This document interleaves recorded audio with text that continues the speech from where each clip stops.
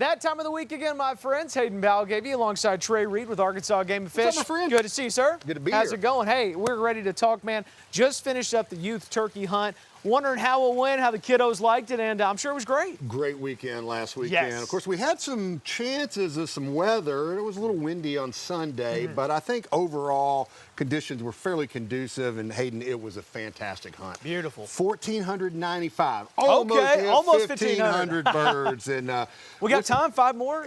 My youth? Well, that's the youth season, though. But the youth man. can still go during the regular season, There you of course. You know.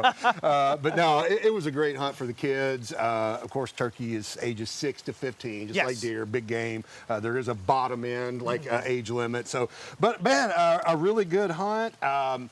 Man, here's another cool thing. Only 200 jakes or 1-year-old juvenile male turkeys that were taken. And so last year it was about 400. So that we cut that in half. A couple of things going on there. We've had really good reproduction in 23 and 24 and fair reproduction last year.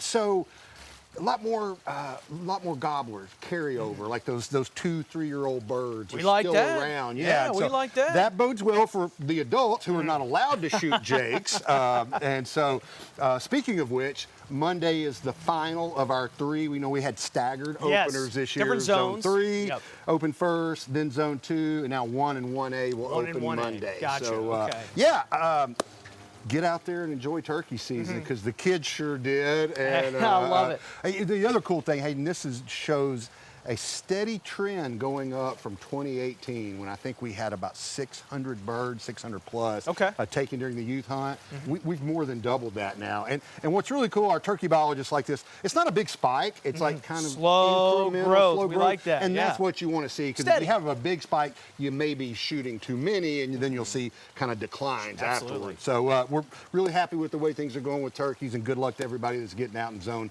1 and 1A. Steady growth. We like it too. We love that steady growth. So, you want to talk about that steady growth. We have seen plenty of steady growth, of course, black bears here in the state of Arkansas. Yes, sir. Where we've done a great job.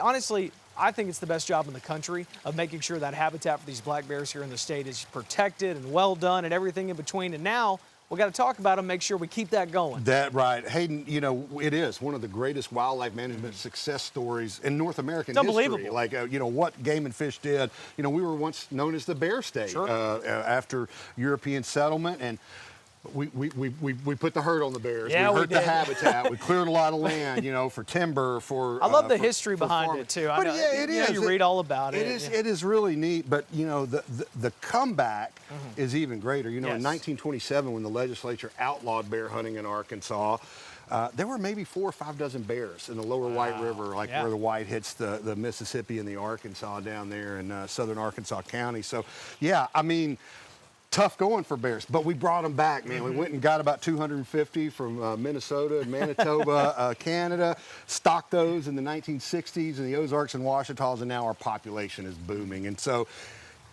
sometimes we have encounters with bears, right? Just last week we had a vehicle collision over on Highway 70 near Lonsdale, and it's a good time to use that to talk about this time of year. Absolutely. Bears are emerging from their dens. That's why that happened. What happens is the female will sometimes allow her female offspring to use part of her home range, but not the males. She runs them off. It's an evolutionary strategy to promote genetic diversity. We want the family tree to have some branches in it with our bears, right?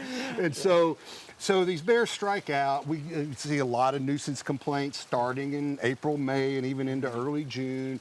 Mostly juvenile males that are trying to find a new home range. Absolutely. They smell food and they go toward it. They even end up in populated areas sometimes. Like we've seen one Midtown Little Rock. Yeah, before. Midtown Little Rock. We had one in 2020. Ran up a tree behind State Police headquarters over there off of Dyer Springs. Absolutely. Created quite a stir in a populated area, as you can imagine.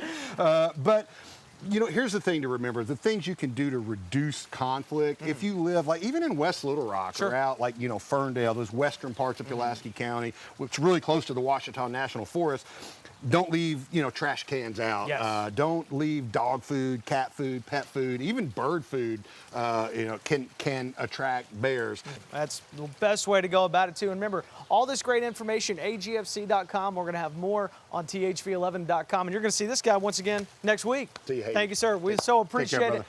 Man, I'm thinking about fishing, too, already. As it gets warmer, it feels good out here. Hey, remember, you can always watch us on demand, THV11 Plus as well. We'll see you there.